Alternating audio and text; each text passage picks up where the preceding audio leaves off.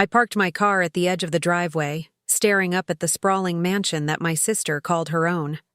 The golden light spilled out from the windows, illuminating manicured lawns and fountains that danced in perfect synchronization. For a brief moment, I allowed myself to admire the beauty, the architecture, the aura of wealth that clung to every corner of the estate. Then reality hit me like a slap. This wasn't admiration. This was humiliation. This was the place where I was invisible, where my presence wasn't just overlooked, it was actively excluded. As I approached the front door, I could hear laughter spilling from the grand hall, sharp, casual, almost cruel in its ease. Guests moved about with the kind of confidence that only comes when you believe you belong. And she, my sister, glided through them like a queen unaware of the forces she was underestimating. My pulse quickened, not from fear, but from the tension of knowing something they didn't. Something critical, something that would flip this entire narrative on its head. I was not powerless. I was not invisible. I was the landlord, the rightful owner of every wall, every floor, every room in this mansion. But for now, I was just a shadow in the hallway, pretending to be a guest who had arrived late, observing, learning, cataloging every detail. I noticed the way she laughed at her own jokes, how she carefully positioned herself at the center of attention, how she relished the small gestures of flattery from her friends. Each smile, each nod, each glance that she received as though the mansion itself belonged to her reinforced her arrogance. And yet, every single one of those moments only intensified the contrast, her apparent dominance versus my unseen, unacknowledged authority. Memories of past humiliations flooded in, sharpening my senses. The subtle dismissals, the casual comparisons, the jokes about my life that were funny because they were true, according to her. These weren't just slights. They were a meticulously built foundation of entitlement and superiority.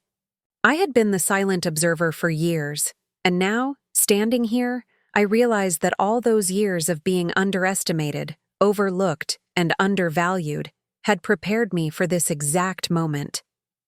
I had patience, strategy, and leverage, even if she had no idea. I moved closer, careful to remain unseen, letting my eyes sweep over the gathering. A circle of guests laughed at her stories, nodding as if she were the center of the universe. A friend attempted to make a subtle comment, only to be cut off by her sharp hand gesture, a gentle yet unmistakable signal that the floor was hers. Every interaction, every subtle correction, every display of composure was her attempt to assert control. But each of these moments was also a mirror reflecting her vulnerability, her dependence on perception, and her ignorance of the hidden reality. She had no claim to the power she flaunted. I recalled the mornings when she would casually comment on my choices or achievements, always with a hint of superiority that seemed harmless at first. I remembered holiday dinners where her words cut sharper than knives wrapped in silk, compliments to her friends on my failings, comparisons that made me shrink, and gatherings where I felt the air grow colder the moment I entered the room. Each of those memories now became fuel, building a crescendo of quiet, controlled anticipation. The mansion, the laughter, the glittering decor, it was all part of a stage, and I was ready to take center in a way she never expected. I lingered in the hallway, pretending to admire the artwork while mentally mapping every room, every doorway, every corner. Chandeliers, polished floors, imported paintings, all belonged to me, legally, fully, completely. I imagined the reactions when this truth came to light, when the facade of her supremacy cracked, when the people who worshipped her social standing realized it rested on my foundation. My pulse was steady. My mind was sharp. The mansion wasn't just walls and luxury, it was a chessboard, and I was finally making my move. The guests moved through the rooms with an air of effortless ease, oblivious to the tension that simmered just beneath the surface, a tension only I could sense. The contrast between my calm observation and their oblivious pride was almost intoxicating. I watched her adjust her posture, tilt her head, laugh at a compliment, and my mind cataloged each action as a clue to her character, a detail to be used when the moment came. I didn't need to assert myself now. Patience was a weapon more powerful than any confrontation. Timing would be everything. I thought back to smaller moments, years of microaggressions and dismissals, all of which now seemed like training for this exact confrontation. The cousins who favored her, the friends who reinforced her superiority, the subtle jokes that diminished me, they all had unwittingly prepared me to seize the moment when the truth could no longer be ignored. I felt a thrill of anticipation. The contrast was perfect. Her arrogance, unchallenged in public, versus the unseen legal authority I wielded quietly. The scene was set. Only the revelation remained. My thoughts drifted to the documents hidden in my safe, proof of my ownership, my legal claim to the mansion she so proudly claimed as hers. The idea of revealing them in the perfect moment sent shivers down my spine. Not out of anger, not out of spite, but out of poetic justice. There was something exhilarating about the inevitability of it all. The humiliation she would face, the shift in power, the recognition of what had always been mine. My calm exterior masked a storm of satisfaction, one that had been growing for years, hidden beneath a veil of patience and observation. The evening progressed, and I let the tension build naturally. Guests commented on the lavish arrangements, the gourmet food, the sparkling ambiance. Each statement, each exclamation, each admiration reinforced her sense of control. But to me, it highlighted how fragile that perception truly was. I imagined the moment of revelation, her face when she understood that I, the supposedly invisible sibling, had the authority over everything she flaunted. The contrast framing was perfect. Her dominance versus my unseen power, her arrogance versus my rightful command. I watched the way she interacted with the staff, giving instructions, smiling, correcting small mistakes. In her mind, she ruled this household entirely, unaware that I controlled the very contracts, the payroll, the property rights. Each gesture was a testament to her overconfidence, and each gave me ideas for how to reveal the truth with maximum impact. I wasn't here to humiliate without purpose. I was here to reclaim what was mine, to assert authority gracefully, yet undeniably. I remembered the subtle ways she had dismissed me in social settings, making jokes, exaggerating my mistakes, positioning herself as the accomplished sibling. I smiled quietly. Every slight, every insult, every underestimation had prepared me to do more than just confront her. I would expose her misunderstanding of power, reveal the illusion of her control, and claim the recognition I had long been denied. The contrast was delicious, her perceived supremacy versus the unstoppable force of truth I carried silently.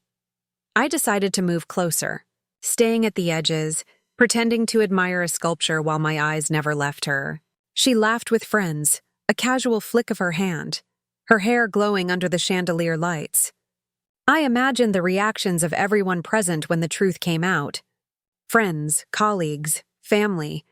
They would see her for what she really was, someone who assumed power without knowledge of who truly held it. The thrill of the coming moment made my patience even sharper, my observation even more precise. As the night deepened, the mansion buzzed with conversation, music, and laughter, but I remained focused. I cataloged every interaction, every glance, every subtle shift in tone.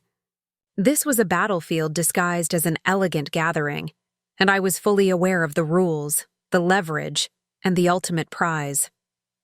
I could wait. I could strategize. I could let her arrogance inflate further before the inevitable revelation brought her world crashing down.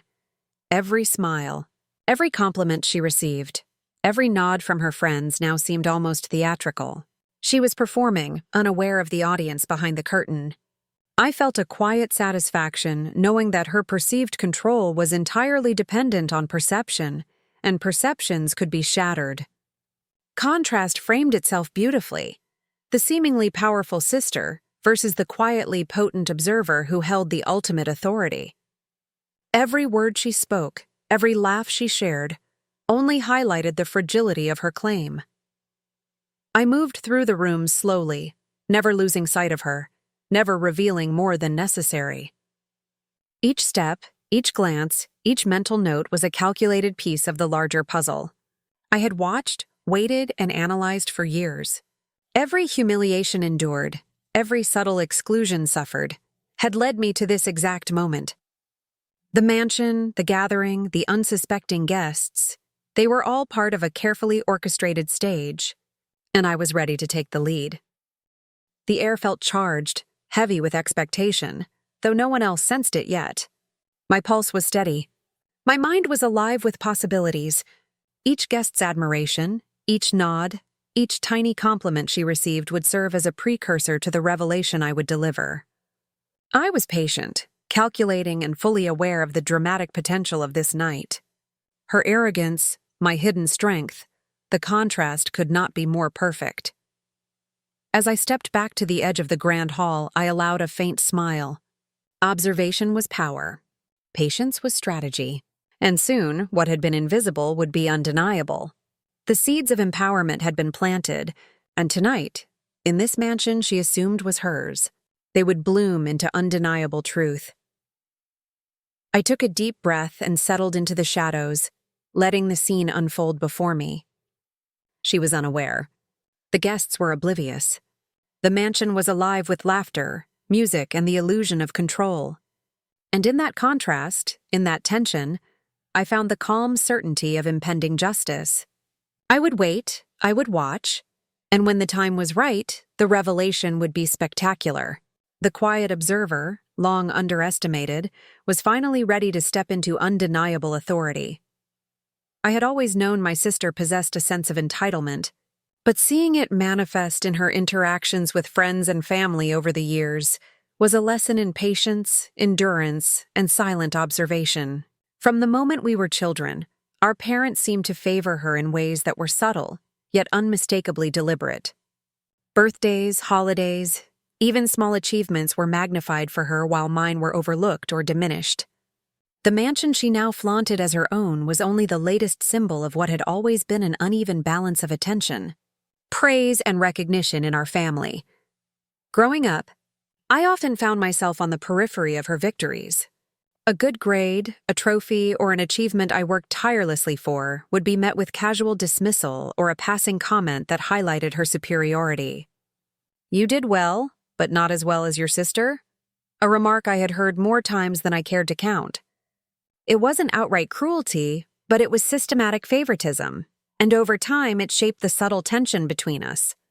Each small humiliation, each overlooked moment, built a foundation of resentment, frustration, and determination within me. The family dynamic wasn't malicious in intent. It was more a reflection of perception and habit. My parents believed she was naturally charismatic, gifted, and deserving of admiration. I, on the other hand, was methodical, introspective, and cautious. My successes were quieter, more deliberate, and often invisible to those who valued flash over substance. The mansion she now controlled, every gilded corner, polished floor, and art-filled wall, was a tangible extension of that favoritism. It wasn't just a home. It was a monument to her perceived superiority and my invisibility. Friends and extended family had long reinforced this hierarchy. Compliments, invitations, and praise were almost always directed toward her. Even casual gatherings were orchestrated to highlight her influence, as though everyone conspired, knowingly or unknowingly, to solidify her social position. I had learned early on to navigate these spaces carefully, to observe and endure without confrontation. Each perceived slight or exclusion became part of a mental catalog, a record of inequity that I would one day use to fuel a more strategic approach. Despite the external favoritism, I was not powerless. My life had been shaped by deliberate planning, careful observation, and the accumulation of skills and resources that were invisible to most. I excelled in areas my family rarely recognized: financial acumen, legal knowledge, and a quiet strategic sense that allowed me to foresee opportunities before they were apparent. The mansion itself had been acquired through channels my sister knew nothing about. She believed it was her family inheritance, her rightful prize. But in truth, the property legally belonged to me, secured through meticulous preparation and discreet maneuvering over the years. The contrast between us had always been stark. Where she relied on charm, visibility, and perceived social dominance, I relied on patience, planning, and hidden capability. Every slight, every act of favoritism, every moment of humiliation contributed to the growth of a strategic mind. While she assumed her power came from the admiration and recognition of others, mine was quietly embedded in authority that she could not see. This dichotomy, the visible versus the hidden, was my advantage, though she remained blissfully unaware. Looking back, I could recall every gathering where the imbalance had been glaring. Family dinners where she received lavish praise for minor accomplishments, while my contributions went unnoticed. Celebrations where her friends were celebrated alongside her, reinforcing her social cachet, while I remained a background figure. Even in childhood, the lessons were clear. Charm and visibility would earn recognition, while competence, preparation, and restraint were undervalued. These repeated experiences taught me to cultivate patience and subtlety, to allow appearances to mask capability. The mansion itself held layers of symbolism. Built with wealth, taste, and grandeur, it represented more than comfort. It was a stage for social performance. My sister had mastered this stage, understanding how to orchestrate lighting, decor, and guests to reinforce her image. She walked through halls she believed she owned, welcomed praise she assumed was deserved, and basked in the illusion of control. What she didn't realize was that the foundation of this stage, the legal ownership, the contracts, the documentation, was mine. Each piece of furniture, each chandelier, each room reinforced her perceived dominance, yet the truth lay just beneath the surface. Microaggressions had been my constant companions. A subtle smirk, a dismissive tone, or the silent assumption that my opinions were secondary became the soundtrack of my life. My sister thrived on these interactions, feeding off the perceived superiority and the unchallenged hierarchy. I endured, cataloged, and learned. Every interaction provided data, patterns of behavior, vulnerabilities, and blind spots that would later become invaluable. The mansion, in this sense, was both a battlefield and a classroom, a place where her overconfidence had been nurtured and where my silent power could finally be exercised. Friends and acquaintances often reinforced the hierarchy unintentionally. Compliments flowed to her effortlessly, admiration was assumed, and loyalty was often redirected to validate her. I observed all of it, noting patterns of behavior, social dynamics, and psychological tendencies. It became clear that her sense of security was contingent entirely on perception. The mansion was not just a home, but a reflection of this perception, a tangible space where she exercised influence without realizing the precariousness of her position. As I continued my observations, I reflected on my own capabilities and ambitions. I had cultivated independence, financial literacy, and legal knowledge that were invisible to most of my social circle. I had learned to work quietly, to plan meticulously, and to act strategically. While she flaunted visibility, I accumulated leverage. Each decision, each calculated move, reinforced my eventual readiness to assert authority. The mansion, now a symbol of her arrogance, was merely a stage waiting for the moment of revelation. I thought about the day-to-day interactions that had shaped my resilience. The way she casually commented on my choices, subtly undermined accomplishments, or redirected praise to herself. All of these were lessons in observation, patience, and preparation. I realized that my hidden capabilities were growing in direct response to her public displays of dominance. Every slight, every comparison, every microaggression had been an unintentional training ground for the eventual reversal. The dynamics between us were further complicated by our parents and close family friends. They had, over the years, reinforced her perceived authority, intentionally or otherwise, with praise, gifts, and validation. These interactions often left me feeling invisible, yet they also provided opportunities to study behavior. I noted patterns, how she responded to flattery, how she corrected minor mistakes, and how she assumed her influence was absolute. In every gesture, in every expression, the cracks in her perceived power were visible to me alone. The mansion's significance was layered. Beyond its luxury, it represented years of planning, opportunity, and preparation that my sister misattributed to inheritance or luck. To her, it was a playground of status, wealth, and social dominance.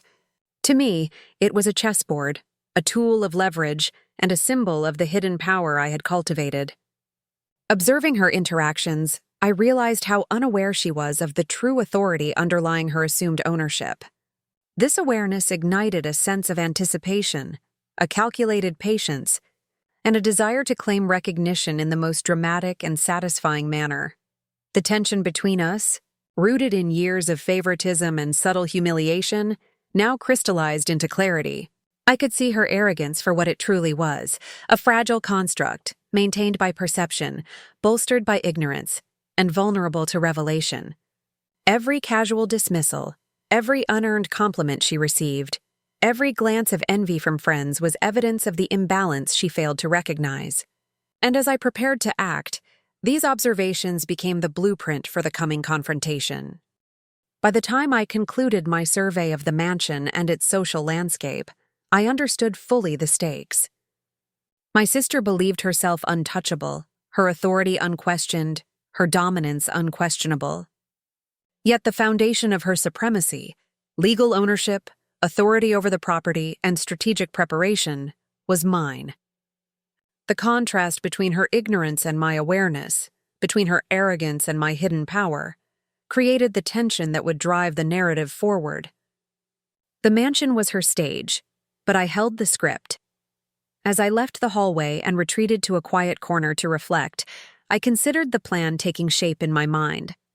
Observation, patience, timing, and revelation would be the tools of my strategy. I allowed myself a quiet smile. The scene was perfectly set, the emotional tension primed, and the contrast framing clear. The story of exclusion, favoritism, and arrogance was about to meet the force of hidden authority. The next step, the inciting incident, would ignite the chain reaction that no one present could anticipate. The realization of her overconfidence was a powerful moment. I saw her laughing with friends, giving instructions to staff, and assuming the loyalty of all present. She had no idea that I controlled the very property she flaunted as her own. This awareness brought not anger or bitterness. It brought focus, clarity, and the calm certainty of strategy. The contrast between her perceived dominance and my concealed authority was the engine that would drive the narrative forward. Finally, I allowed myself a moment to reflect on my own growth. Years of observation, patience, and preparation had not been wasted. Every humiliation, every exclusion, every minor slight had honed my awareness, sharpened my strategy, and built my capacity for controlled empowerment. The mansion was not just a place. It was a symbol of past inequities and the site of an imminent reversal. And with this clarity, I felt a quiet, resolute anticipation. The inciting incident was near, and the chain of events that would transform humiliation into empowerment was about to begin. I arrived at the mansion that afternoon, expecting a quiet, private visit, perhaps a brief check-in or casual family interaction. What greeted me instead was a scene I could not have predicted. My sister, radiant in her self-assured arrogance, hosting a lavish gathering. Friends, colleagues, and distant relatives filled every corner of the house, laughing, clinking glasses, and soaking in the opulence she wielded like armor. The rooms shimmered under the chandeliers, each surface gleaming with an almost exaggerated display of wealth. And in the midst of it all, I was invisible. I had hoped for acknowledgement, at least a polite greeting, a recognition that I was present, yet she passed me by with a barely perceptible nod. Her laughter, light and confident, cut through the room like a blade, a reminder of how much power she assumed she held. Each interaction she orchestrated seemed designed to reinforce her dominance and my exclusion. It wasn't just a matter of being overlooked. It was deliberate, calculated, and humiliating. I felt the familiar sting of invisibility, the echo of years of favoritism and subtle slights. sharpened into a knife of present betrayal. The guests, oblivious to my discomfort, continued their chatter and celebration, inadvertently amplifying the sense of exclusion. I observed my sister carefully, noting how effortlessly she commanded attention, how naturally she assumed authority over the space. Every laugh, every toast, every compliment she received reinforced the hierarchy she believed unassailable. And yet, beneath the surface of my rising frustration, a quiet awareness took hold. I saw the cracks in her armor, subtle gestures of overcompensation, tiny moments of insecurity hidden behind the facade of confidence. It was during a particularly loud toast, where she exaggerated a personal anecdote for amusement, that the realization struck me fully. This was not merely a gathering, it was a performance, a stage she had set to assert dominance and flaunt control. Her arrogance radiated outward, enveloping the guests in a shared illusion of superiority. And at that moment, I recognized the perfect opportunity. The contrast between her confidence and my hidden authority created a tension that demanded action. I would not confront her immediately. The power lay in observation, in the careful timing of revelation, and in exploiting the ignorance she wielded as armor. I wandered through the rooms, ostensibly mingling, but in truth calculating, measuring, and noting every detail. The furniture, the art, the layout. Everything spoke of her assumed control. Yet every contract, every deed, every legal document that affirmed the mansion's true ownership was in my possession. She believed her dominance was unassailable, but the reality was that she was standing on borrowed authority. This knowledge, quiet yet potent, transformed humiliation into strategic opportunity. My anger and disbelief began to evolve into focus and resolve. I recalled the moments that had led us here. My sister's early victories, our parents' subtle favoritism, the accumulation of advantages she received effortlessly, all of it had been part of a system that had marginalized me. And yet, this system had also shaped my skills, patience, and capacity for strategy. I had learned to endure, to observe, and to wait. Now, in this vivid contrast between her perceived power and my concealed authority, those lessons crystallized into actionable insight. Each overlooked slight became a reminder of what I could leverage, each humiliation a potential catalyst for reversal. A waiter passed, offering drinks, and my sister caught my eye, not with acknowledgement, but with a polite, dismissive smile as if I were a minor inconvenience. Her friends laughed at some inside joke, completely unaware of the storm building quietly beside them. I felt a surge of emotion, shock, humiliation, disbelief. But beneath it all was a simmering clarity. I would not react impulsively. I would wait, watch, and plan. The emotional turmoil was a tool, a lens through which I could see opportunity and timing with precision. The realization of being deliberately excluded cut deep. She had orchestrated this gathering knowing I would arrive, knowing I would witness her assumed authority, and yet she acted as if I were irrelevant. That irrelevance, which she wielded like a weapon, became the very leverage I intended to turn against her.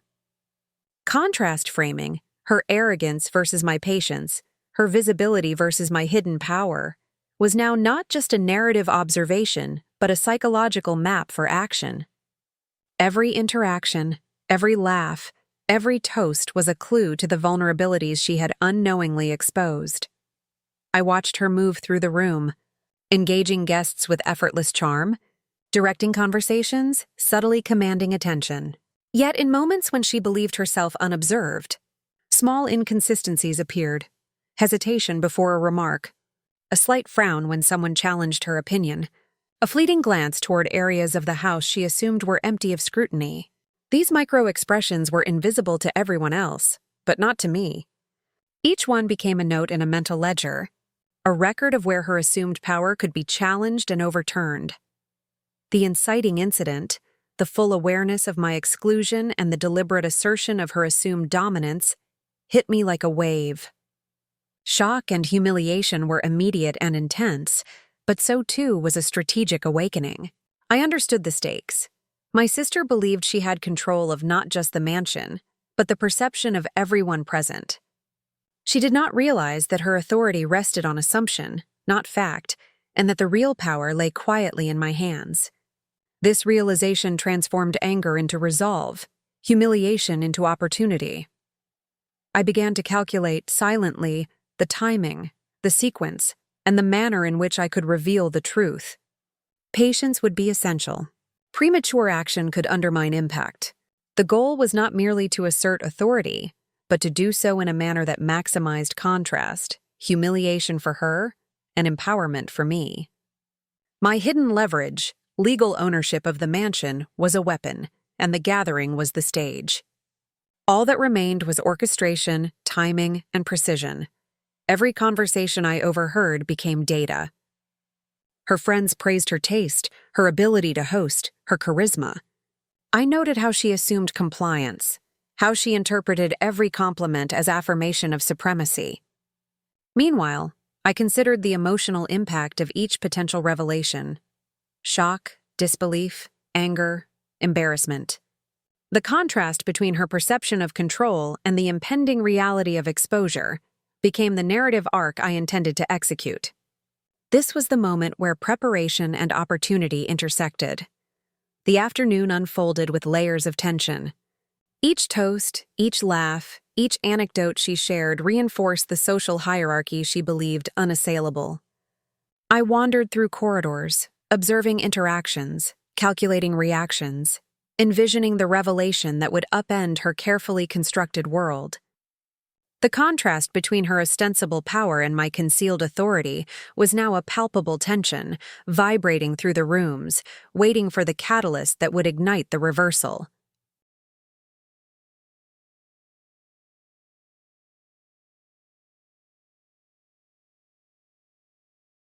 Finally, I reached a decision. Immediate confrontation would not achieve maximum impact. Instead, I would observe, gather subtle confirmations, and prepare the environment for the revelation that would ensure total authority recognition. Every insult, every slight, every laugh at my expense had been a training ground. Now the stage was set for a moment that would flip perception, invert power, and leave an unforgettable mark on everyone present. The inciting incident, the awareness of exclusion, coupled with recognition of hidden leverage, had set the emotional and strategic trajectory for the confrontation to come.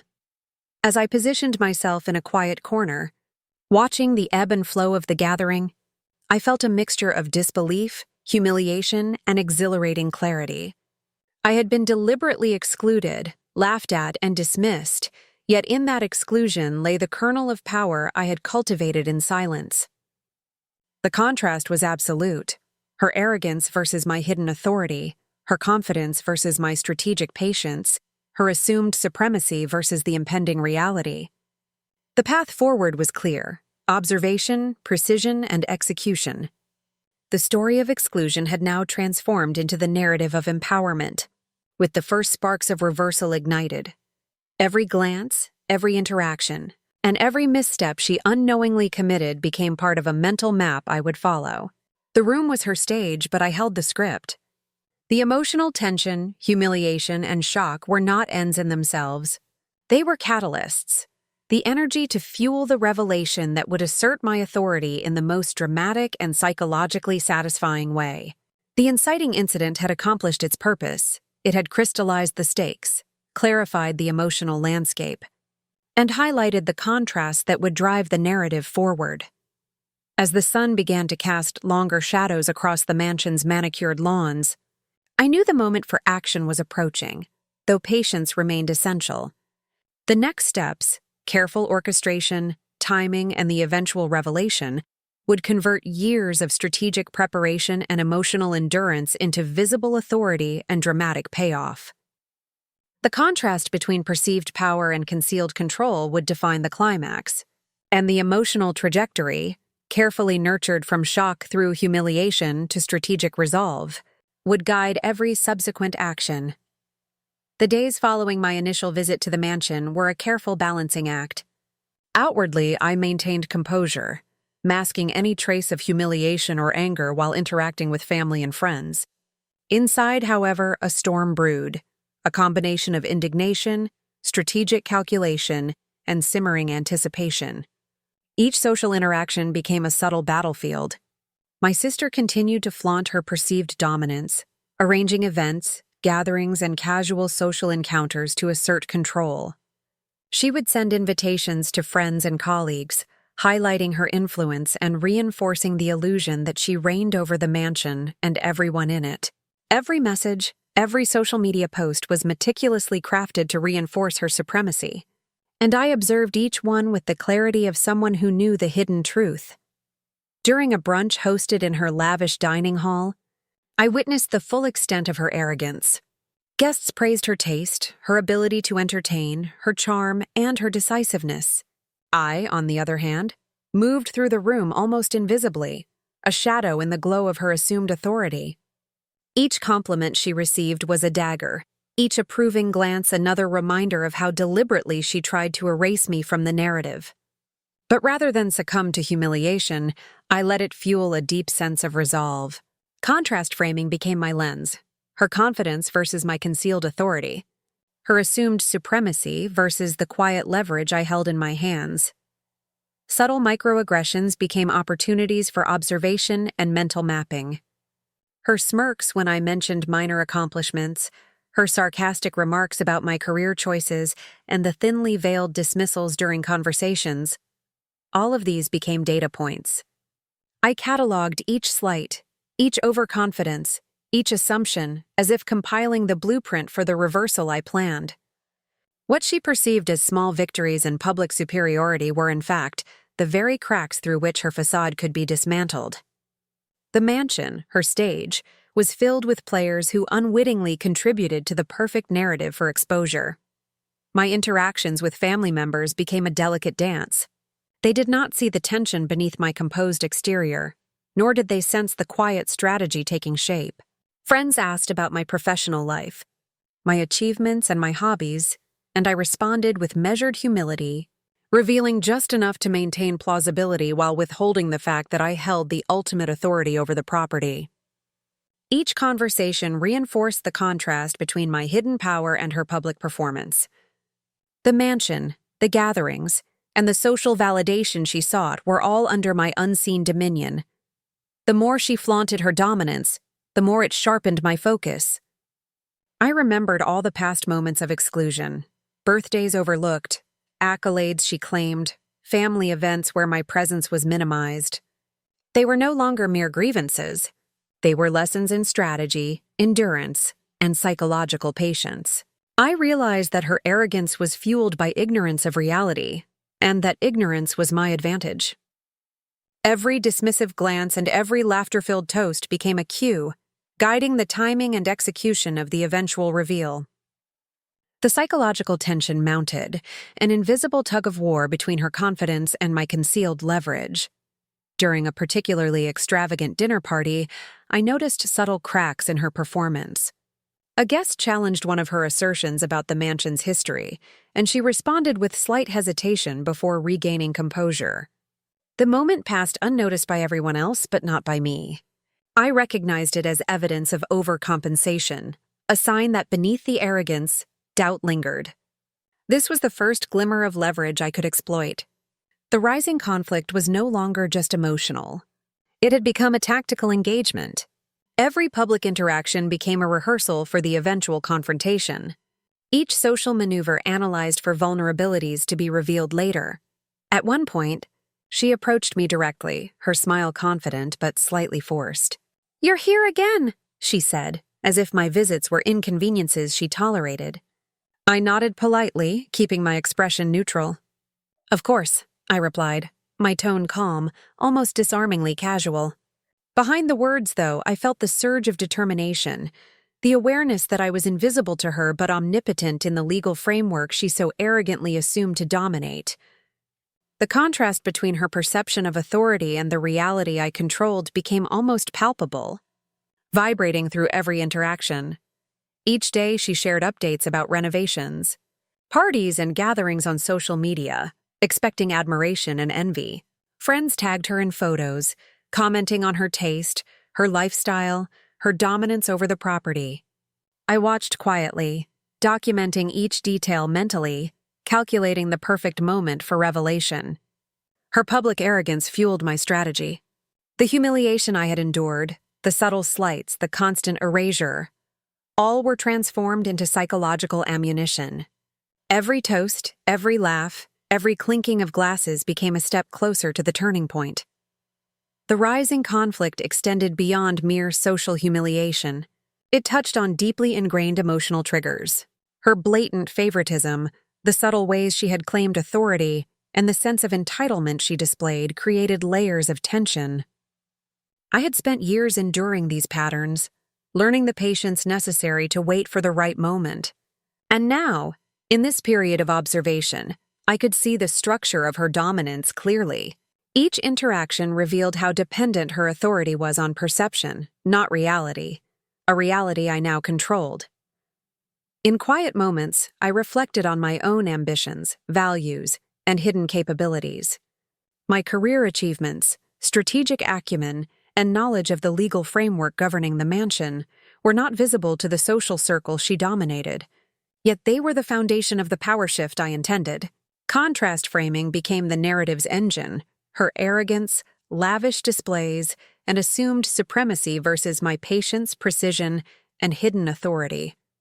The emotional tension was no longer passive. It had transformed into a calculated psychological pressure building toward the breaking point. The tension came to a head during a weekend gathering, when she publicly dismissed my suggestions on minor household matters in front of guests. The slight stung, but instead of reacting impulsively, I observed the scene, noting her gestures, the guests' reactions, and the subtle indications of overcompensation. The incident crystallized the stakes. Her perceived authority was fragile, dependent on appearances, while my concealed authority was absolute. The stage was set, and the rising conflict had prepared both the emotional and strategic environment for the forthcoming climax. Throughout this period, my interactions with allies, friends, employees, and even peripheral family members became opportunities to collect information and gauge reactions. I asked subtle questions, monitored responses, and noticed inconsistencies in her narratives. The mansion, her social stage, was an ecosystem of influence she believed she controlled. I had infiltrated it psychologically, observing and noting every microaggression, every social misstep, and every reliance on assumed dominance. The emotional tension intensified as I refined the strategy for revelation, ensuring maximum contrast and impact. By the end of this rising conflict phase, I had achieved two critical outcomes. First, I had meticulously documented every instance of her arrogance, microaggression, and social manipulation, turning humiliation into intelligence. Second, I had strengthened my psychological resilience, transforming anger and disbelief into strategic clarity. The mansion, the gatherings, and the social performance she orchestrated now existed in a dual reality: the public illusion of dominance and the private knowledge of concealed authority I wielded. The rising conflict had escalated tension, revealed vulnerabilities, and positioned me for decisive action in the breaking point. The contrast between her oblivious arrogance and my growing strategic control became increasingly pronounced. Each of her triumphs in the social sphere now served as a setup for the eventual reversal. Emotional tension, humiliation, and rising anticipation coalesced into a psychological crescendo. I could almost predict her reactions, anticipate her defenses, and plan the precise moment when the revelation of true authority would transform not only my standing, but the perceptions of everyone present. The story of hidden power, deliberate observation, and calculated retaliation had reached its zenith in preparation. The mansion, once a symbol of her unchallenged dominance, had become a theater of impending reversal. Guests, friends, and distant relatives continued their oblivious social dances, unaware that the very foundation of authority they praised was controlled quietly by someone they overlooked. The emotional narrative, built through contrast framing, humiliation, and strategic patience, now converged on a single trajectory: the breaking point, where concealed authority, patience, and preparation would intersect to produce dramatic and psychologically satisfying reversal. Humiliation had reached its peak. Every casual slight, every smirk, every subtle gesture of superiority my sister displayed felt like a physical weight pressing down on me. Her laughter echoed through the mansion's halls, a cruel symphony reminding me of all the times I had been dismissed, overlooked, and minimized. The social gatherings she orchestrated were no longer merely events. They had become stages for my exclusion, carefully designed to assert her dominance. Each interaction reminded me that in her eyes, I was insignificant, invisible, and unworthy of recognition. Anger simmered beneath my calm exterior, growing into a tempest that threatened to spill over. I had learned long ago that responding impulsively was futile. Confrontation without strategy would only reinforce her perception of me as weak. Instead, I observed, cataloged, and analyzed. Every movement, every conversation, every glance from her and her entourage became part of a meticulous map of vulnerability. I noted the subtle cracks in her facade, the hesitation in her voice when challenged, the fleeting expressions of doubt when she assumed unquestioned authority, and the minor inconsistencies in her narratives to friends and family. These were the threads I would later pull to unravel the illusion of her power. One evening, during a lavish dinner, she spoke condescendingly about my career accomplishments, framing them as trivial compared to her lifestyle, her network, and the influence she wielded in social circles.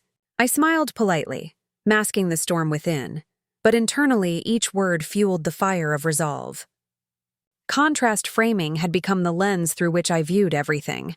Her arrogance versus my hidden potential, her assumed dominance versus the authority I legally possessed but she could not perceive.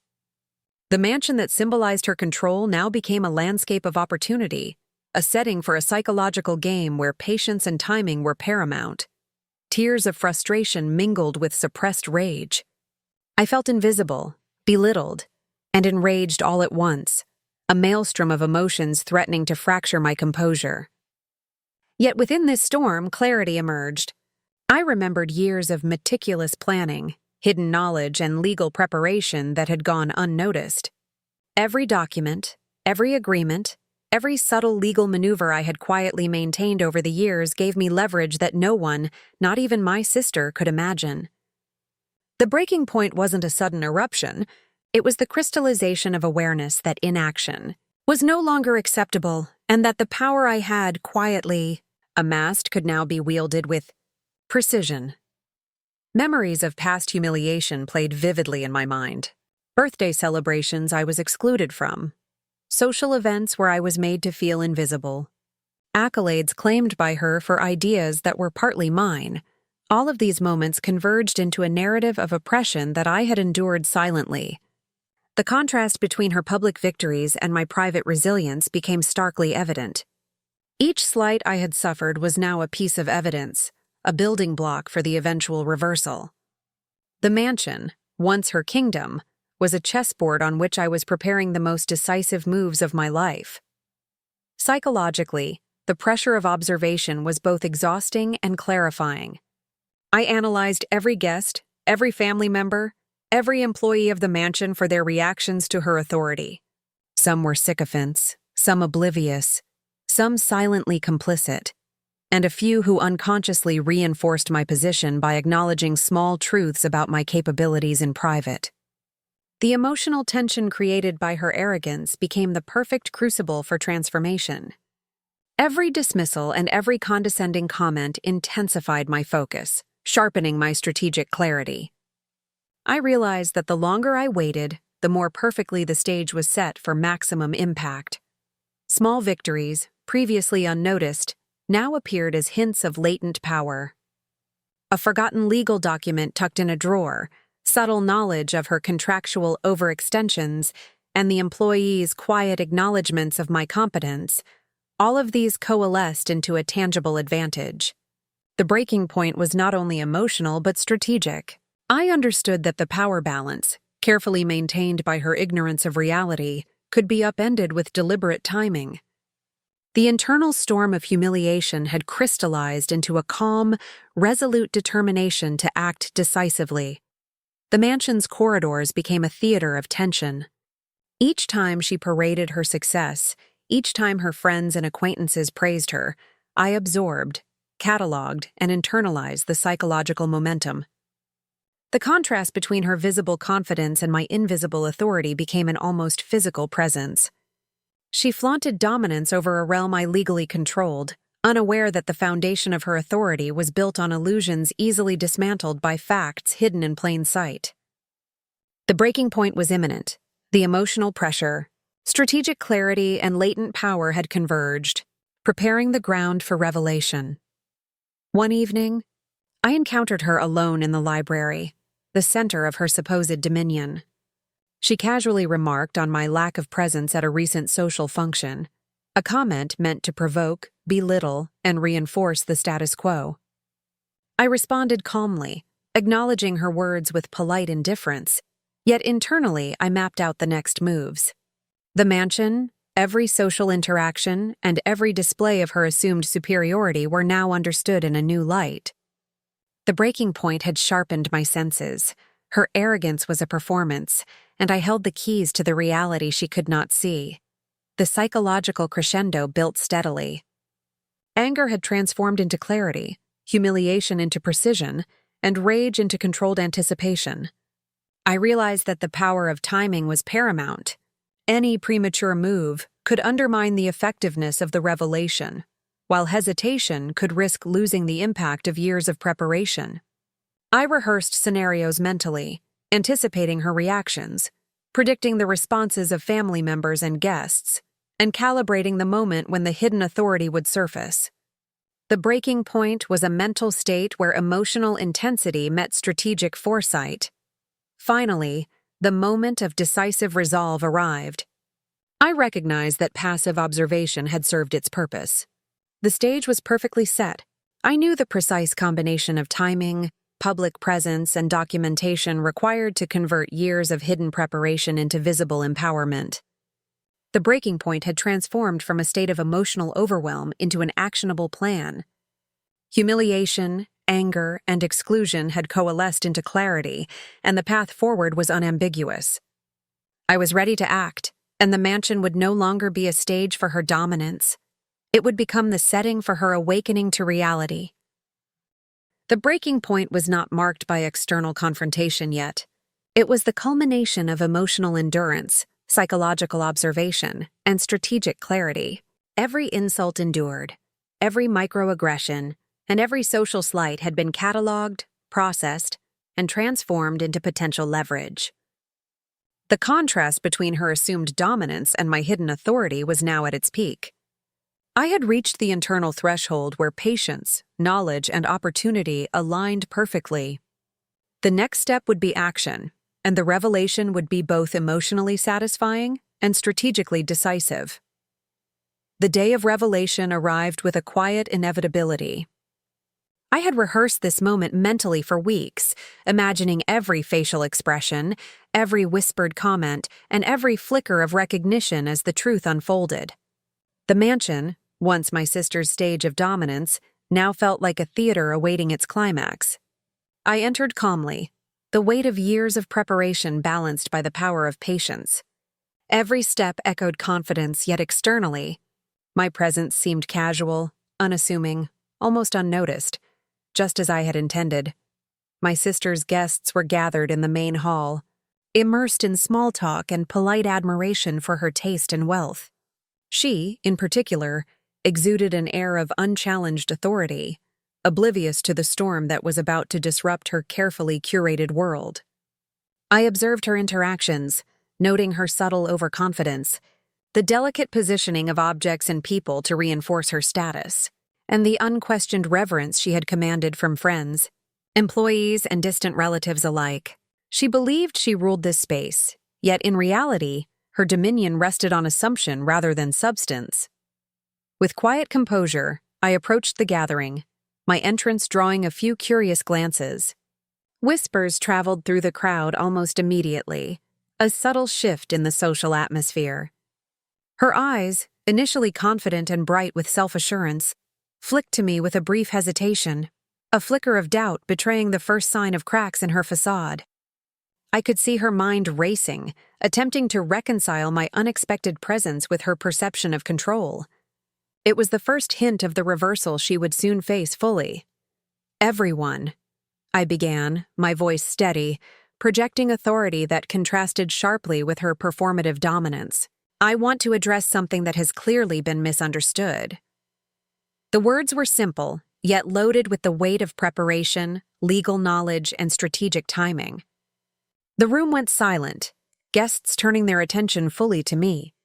My sister's confident smile faltered, and she glanced around for support, seeking affirmation that her status remained unshaken. But the room was poised, waiting, anticipating the revelation that was about to strip away her illusion of control. I held up the documents, meticulously prepared over months, showing my legal ownership of the property. The official stamps, notarized agreements, and clear evidence left no room for denial. "This mansion," I stated, letting my voice linger with measured gravity, "is under my ownership. All arrangements, all leases, and all social privileges that have been flaunted here were, in fact, authorized by me. Not by her assumption or by inherited privilege, but by me." Gasps spread through the room. Her friends shifted uncomfortably, realizing the gravity of the situation. The contrast between my calm authority and her sudden uncertainty was immediate and electrifying. Her face turned pale, eyes wide with disbelief. "What? How?" she stammered, attempting to regain composure. This must be some mistake." Every word she uttered betrayed panic, her carefully constructed narrative unraveling in front of everyone. The humiliation was immediate. Years of favoritism, arrogance, and assumed supremacy were being publicly dismantled, and she had no recourse to salvage the perception she had so meticulously curated.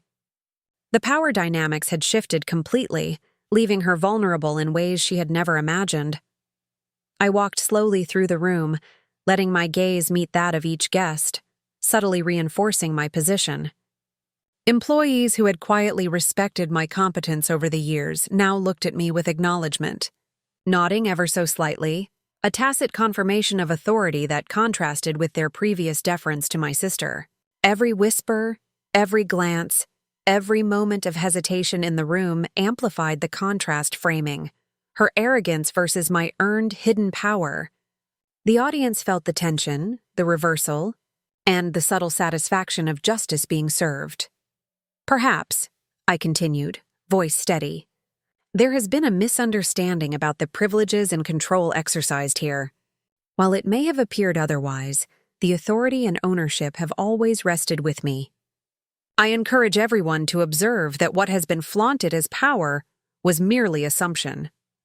Each word was deliberate, a mixture of calm assertiveness and unspoken reprimand. My sister's attempts to interrupt were stifled by the room's silence, guests captivated by the unfolding drama, their curiosity and judgment aligning with the revelation. Her initial reactions transformed from disbelief to anger, then embarrassment, and finally to panic. Every social cue, every glance, every question from the guests now highlighted her loss of status. Employees whispered among themselves, discreetly confirming facts they had known privately, while friends shifted uncomfortably, suddenly unsure of whom to respect. Contrast framing was at its peak, the arrogance and perceived invincibility of my sister crumbling against the calm. Strategic authority I now embodied. She tried to assert control, claiming administrative oversights and attempting to frame the documents as misrepresented, but the evidence was irrefutable.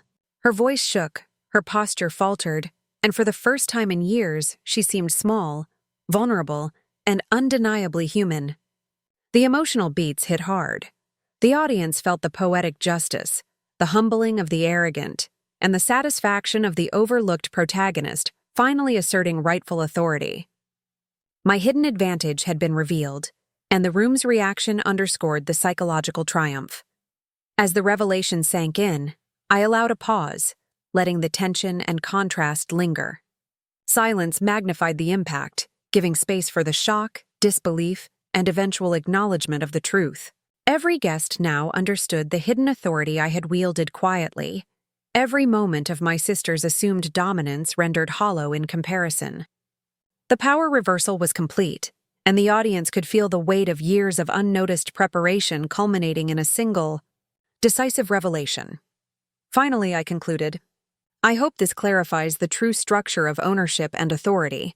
What has been assumed as power must always be verified by facts, not perception. My sister's collapse into a mixture of rage and mortification was complete. Guests whispered among themselves, acknowledging the shift, some openly questioning past assumptions, others quietly reflecting on the magnitude of the reversal. The emotional beats hit maximum intensity. The humiliation of the overconfident sister, the shock and awe of the audience, and the empowerment of the protagonist converged perfectly. The moment of silence after my revelation stretched like a taut string, each second vibrating with tension. My sister stood frozen, her hands trembling at her sides, her eyes darting frantically around the room in search of someone, anyone, to validate her slipping reality. But validation did not come. Instead, she was met with hushed whispers, curious glances, and barely concealed smirks. The same people who once showered her with admiration now regarded her with doubt. I let the silence linger. Silence was power, and she was drowning in it. Finally, I stepped closer, closing the distance between us. "You've built this illusion of dominance on borrowed ground," I said, my voice calm yet sharp enough to slice through the thick air. But illusions shatter when faced with truth. Her composure cracked completely.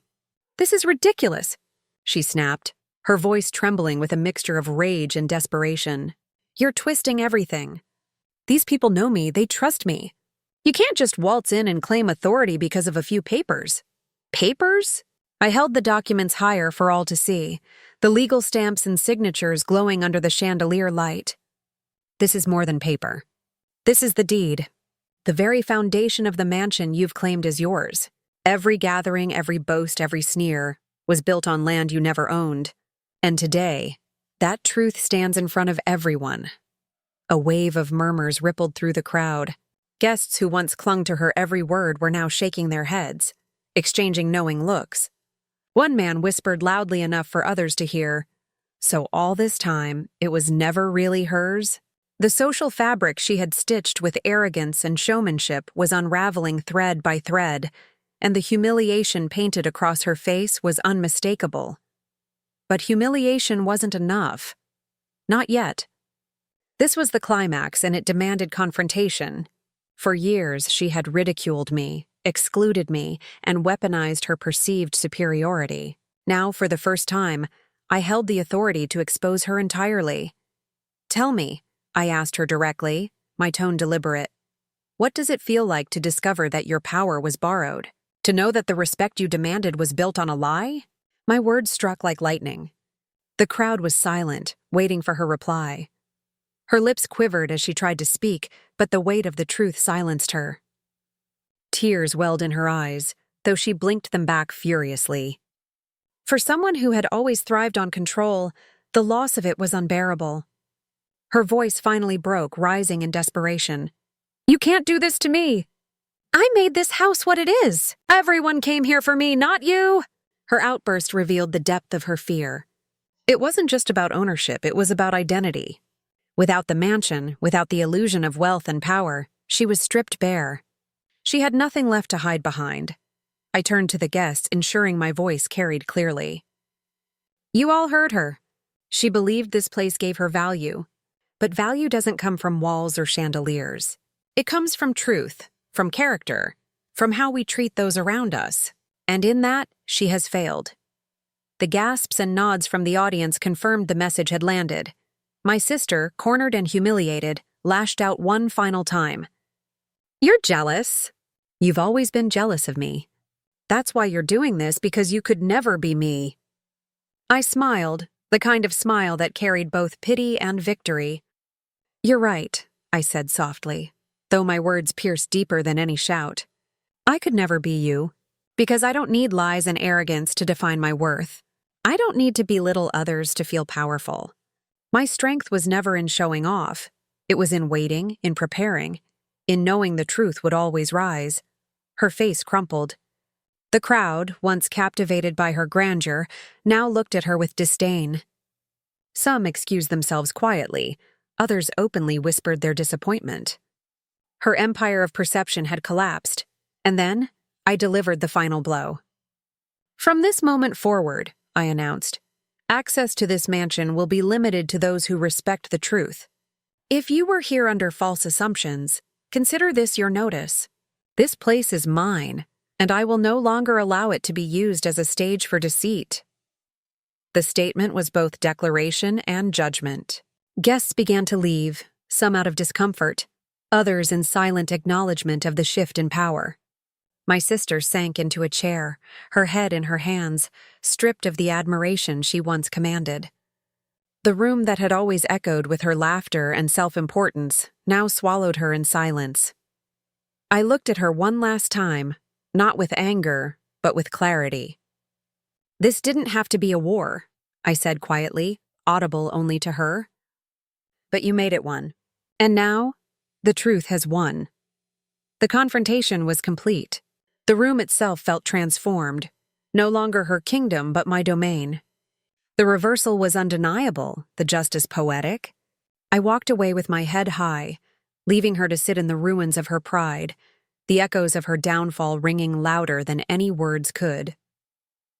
The air in the mansion felt different after the confrontation. The glittering chandeliers that once sparkled in my sister's shadow now seemed softer, calmer, almost reverent. The heavy silence that followed her collapse into the chair was no longer filled with tension. It was filled with truth. For the first time in years, I felt the weight of my own dignity restored. I did not need applause, nor did I crave validation. The shift in energy said it all. Those who had once praised her excesses were now quietly reassessing everything they thought they knew. Respect, genuine respect, had shifted toward me. Not because I demanded it, but because I had revealed what had always been there. Truth. I approached the center of the room again, standing tall but without arrogance. My tone softened, but my words carried the weight of authority. "Tonight wasn't about humiliating anyone," I said, my eyes flicking briefly toward my sister. "It was about reminding everyone that power without integrity is hollow. Walls may impress, chandeliers may sparkle, but it's how we treat people that leaves the lasting impression."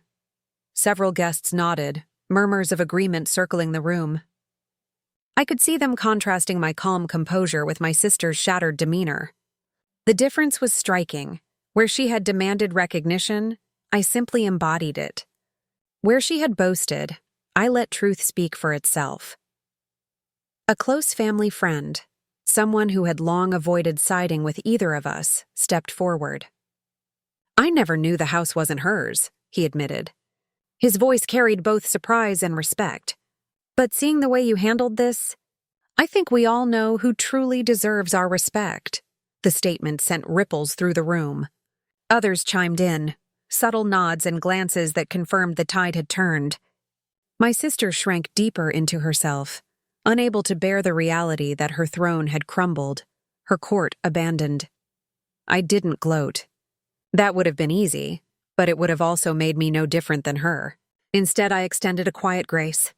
"We've all been deceived in some way," I said evenly. "But tonight isn't about casting stones. It's about clarity, about moving forward. The doors of this mansion will remain open to those who value honesty and respect. Those who came here for spectacle may find another stage." That distinction was powerful. It allowed those who had been complicit in her charade to distance themselves without shame, while also cementing my position as a fair, just authority. In that moment, I wasn't just the landlord. I was the moral center of the room. As the guests slowly began to leave, many approached me privately, offering words of admiration or apologies for having supported her arrogance. I accepted them all with quiet nods, never demanding contrition but acknowledging their shift.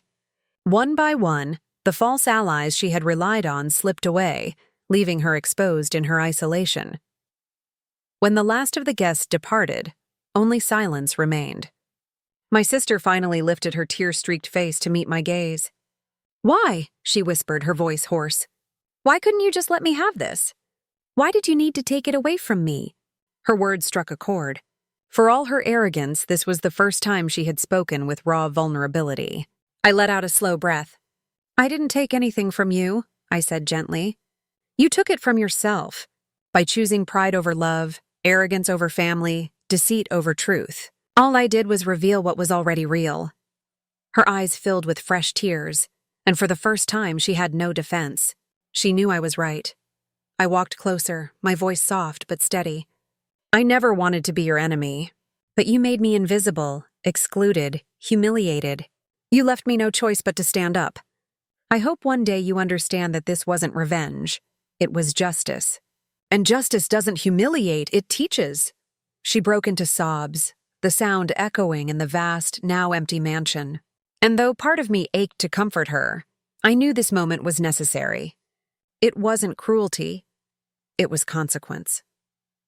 I turned away, walking toward the grand staircase, each step echoing with a new sense of purpose. For years, I had been cast as the weaker sibling, the one without presence, the one overlooked. But now the truth had rewritten that story. I was no longer defined by what was taken from me. I was defined by what I chose to reclaim. Standing at the top of the staircase, I looked out over the quiet hall. This house, once a monument to her illusions, was now mine in more than just paper. It was a symbol of resilience, of patience rewarded, of truth outlasting lies. In that moment, I realized the resolution wasn't about her downfall. It was about my rise. The contrast was clear. Her arrogance had led to emptiness, while my patience and integrity had led to empowerment. The mansion itself stood as proof of that reversal, its grandeur no longer hollow but anchored in truth. I descended slowly, passing by her still figure, and placed the deed on the table. This was never about walls, I said quietly. It was about respect. I've claimed mine. Now it's up to you to find yours. Without another word, I stepped outside into the cool night air. The stars above felt brighter, the air fresher, as if the world itself recognized the shift. The resolution was complete. Justice had been served, not by destroying her, but by reclaiming myself. The mansion glowed behind me, no longer her stage, but my home. And for the first time in a long time, I walked away with peace.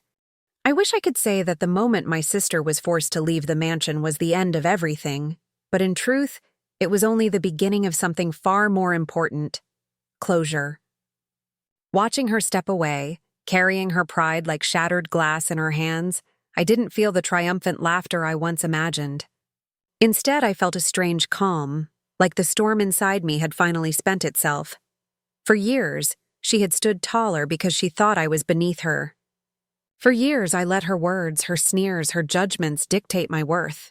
And now, standing in the same halls she once claimed as her empire, I realized the mansion was never the real victory. The victory was finally reclaiming my own voice. When I walked through the grand living room, I could still hear echoes of her laughter, that mocking tone when she called me insignificant. But now those echoes didn't sting. They reminded me of how far I'd come. The crystal chandeliers, the polished floors, the sprawling garden outside, it was all mine, but ownership no longer mattered in the way it once did. What mattered was the power I had gained over my own story. You see, revenge is never as simple as making someone pay. At first, I thought proving myself, humiliating her the way she humiliated me, would give me peace. But what it really gave me was perspective. She lost the mansion, yes, but what I gained was something priceless: freedom from her shadow. I finally understood that my entire life I had been chasing validation from someone who would never give it. No amount of approval from her could ever make me feel whole. What made me whole was finally realizing I didn't need it. Still, I can't deny there was satisfaction in seeing the shift. People who once clung to her side, who bowed to her arrogance, suddenly looked to me with new respect. Friends of hers who never gave me the time of day now spoke with cautious politeness. That reversal wasn't just sweet, it was poetic. It reminded me that the world has a strange way of turning tables when you least expect it. but the deepest part of my reflection wasn't about her. It was about me. I thought back to the nights I lay awake, wondering if I would ever escape being the lesser sibling. I remembered the times my family gathered around her achievements while my own were brushed aside. I carried those wounds for so long they became part of me. Yet standing there with the keys in my hand, I realized those wounds had healed into scars. And scars tell stories of survival, not defeat. As weeks passed, I chose not to gloat. I didn't parade her downfall or shout it from rooftops. I simply lived, quietly, fully, without needing to prove anything anymore. Strangely, that silence was louder than any public victory. Because while she scrambled to rebuild her life, I no longer needed to prove mine had worth. It always did. I just needed to see it for myself. And so, the mansion became more than just a house. It became a mirror. Every room I walked into reflected a different lesson: patience, resilience, and above all, self-respect. I won't lie and say the bitterness is completely gone. There are days when I replay her words, her cruelty, and I feel a sting.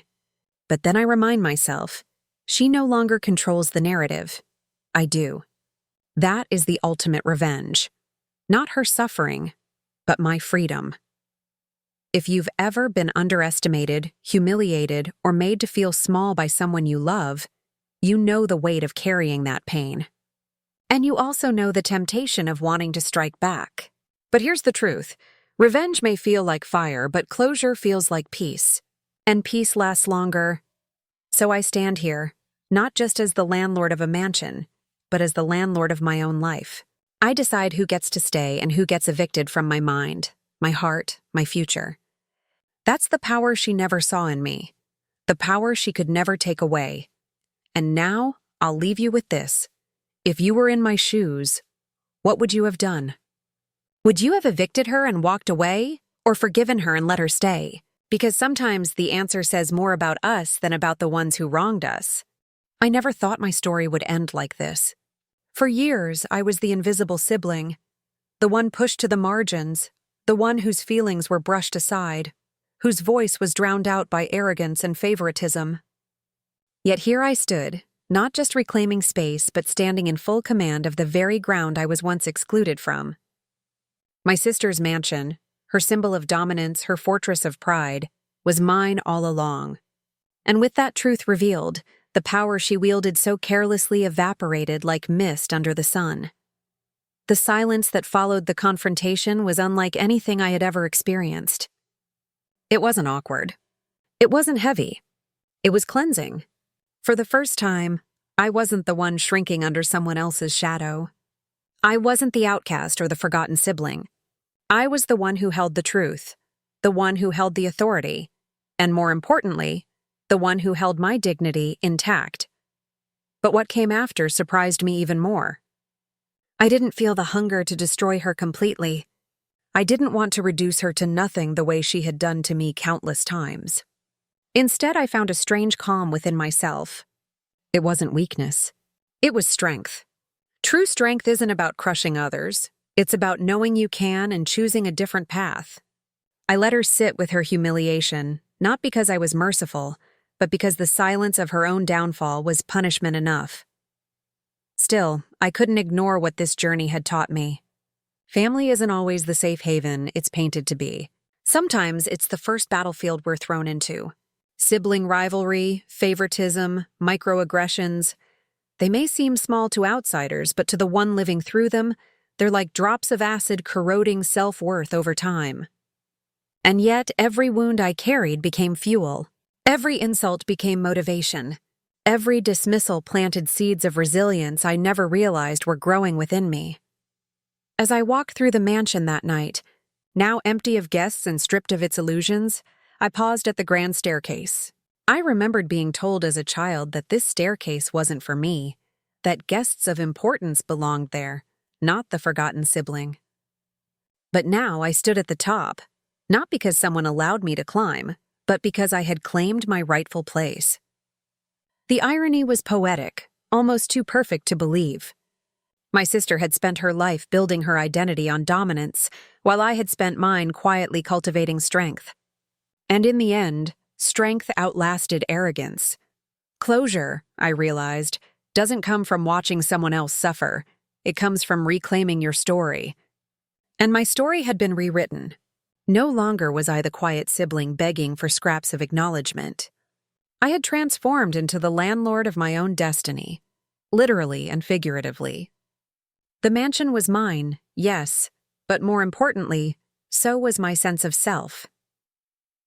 The next morning, when I left the estate, the sun felt different.